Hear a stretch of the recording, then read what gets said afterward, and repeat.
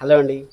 అబ్బా! ఏమన్నా ఎపిసోడా ఈరోజు నెక్స్ట్ లెవెల్ అనిపించింది అబ్బా ఎపిసోడ్. నిజంగానే జోష్నాని చూసిన 10 నిమిషాలు ఎంతైతే మండిపోయానో, అలాగే దాస్ గారిని చూసిన కార్తీక్ నిజం చెప్పిన తర్వాత అంత హ్యాపీ ఫీల్ అయ్యాను. మీరు కూడా ఖచ్చితంగా ఎపిసోడ్ చూసిన తర్వాత అయితే ఆ విధంగానే ఫీల్ అవుతారనేసి మనస్ఫూర్తిగా కోరుకుంటున్నాను. మీరు ఒకవేళ ఎపిసోడ్ చూసింటే ఎలా ఉంది ఎపిసోడ్ కింద కామెంట్ చేయండి. అలాగే మీకు ఏమైనా డౌట్స్ ఉన్నా కానీ కామెంట్ చేయండి. ఇంకొక విషయం ఏమంటే ఫేక్ న్యూస్లు చాలా వస్తాయి. అంటే ఆ పేపర్ల పైన అలా రాసింది ఇలా రాసింది అనేసి ఒక ఫేక్ న్యూస్ రావచ్చు.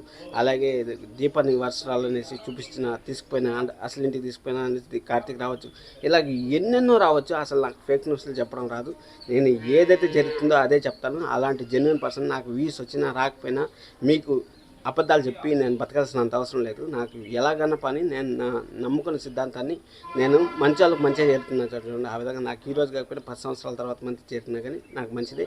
అక్కడ కార్తీక్ బాబు దీప విషయంలో అదే జరిగింది ఈరోజు ఎపిసోడ్లో. ఎందుకంటే 25 సంవత్సరాలు వాళ్ళు వెయిట్ చేసిన తర్వాత అయితే వాళ్ళకైతే నిజమైతే రివీల్ అయింది. అక్కడ కార్తీక్ బాబుకి అసలైన మరదలు దేవుడు ఎప్పుడూ రాసినారు, పుట్టతోనే వాళ్ళ రాత రాసినారు కదా, వాళ్ళ రాత ఈరోజు అయితే నిజమైంది. ఈరోజు నిజమైంది కదా, మీకు మీ అందరికి తెలుసు కదా. వాళ్ళిద్దరు కలిసి దానికి మీరు ఎలా ఫీల్ అవుతా అంటారో కూడా కామెంట్ చేయండి. మరదలు అలాగే బావ ఇద్దరు ఒకరైనారు అనేసి ఎలా అనిపిస్తుందో కామెంట్ చేయండి. ఇప్పుడు మనం ఎపిసోడ్లోకి వెళ్ళిపోయినాం అంటే జోష్న కంపల్సరీ 100% అక్కడ పేపర్ల పైన సంతకం పెట్టించుకుందని నేను చెప్పాను. అలాగే జరిగింది. అలాగే అనసూయ గారు అక్కడ చెప్పారు, మనం రోడ్డు పైన పడేసినా కానీ ఆ దీప బతికి పట్టగట్టింది, అలాంటిది దీపక్ ఏమవుతుంది అనేసి అయితే చెప్పారు కదా.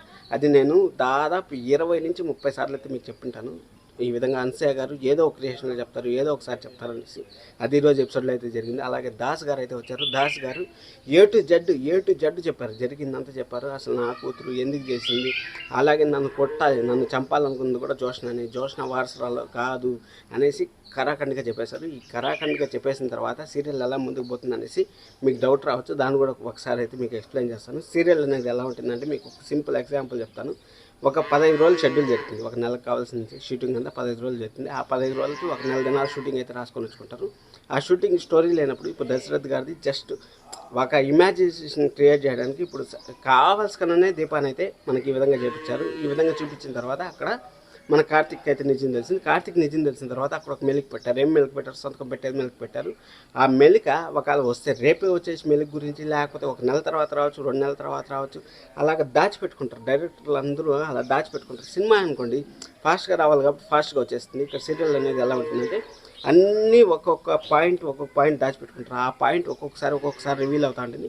ఇక్కడ కార్తిక్ బాబు తెలిసినా కానీ కార్తిక్ బాబు అయితే అస్సలు చెల్లించడం అంటే ఇంక జోష్న చేతిలో ఇరుక్కుపోయాడు. జోష్నని ఇంకా ఫాలో అవ్వడం మొదలు పెడతాడు. జోష్న ఏం చేస్తుంది, ఎక్కడ చేస్తుంది, ఎందుకు ఈ విధంగా చేస్తుంది అనేసి. అలాగే దీపక్ తెలిసే ఛాన్స్ అయితే 100% లేదు. ఇంకా 1 మంత్ 2 మంత్స్ టైం పడుతుంది. దీపక్ ఏ రోజైతే తెలుస్తుందో ఆ రోజే మన సుమిత్ర గారికి, దశరథ్ గారికి అయితే నిజం తెలిసే ఛాన్స్ ఉంది. ఇంకా ఆ దాస్ గారి దగ్గర అయితే మాట తెచ్చుకుంటాను, నువ్వు ఊరికి చెప్పదు మావయ్య, నేను చూసుకుంటాను అనేసి. కార్తీక్ బాబు నేను నిన్న కూడా చెప్పాను, ఈరోజు కూడా స్టిక్ అయినాను. ఖచ్చితంగా రేపు ఎపిసోడ్ కోసం వెయిట్ చేయండి. మంచి వీడియోస్ అయితే వస్తుంటాయి. ఫేక్ న్యూస్లు మాత్రం నమ్మద్దండి. మీరు సబ్స్క్రైబ్ చేసుకున్న పర్లేదు, సబ్స్క్రైబ్ చేసుకోకపోయిన పర్లా, లైక్ చేసిన పర్లా, నా మాట నమ్మితే మీరు ఛానల్ సబ్స్క్రైబ్ చేసుకోండి. Thank you so much.